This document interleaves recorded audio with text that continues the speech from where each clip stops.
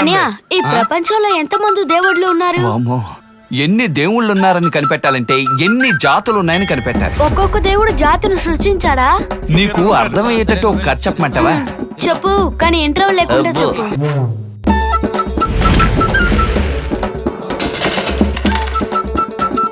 చూడు మామా, ఇంట్లో ఒకటి ఎలకే ఉంది, తగిలించిన క్యాలెండర్ లో కూడా ఆయన లేరు.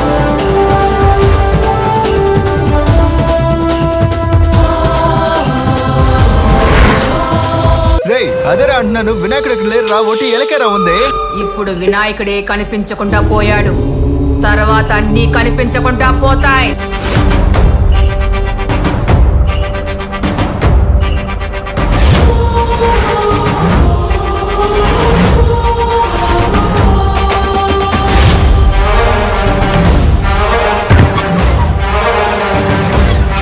ఇకపైనే గణేష్ ఆట ప్రారంభం.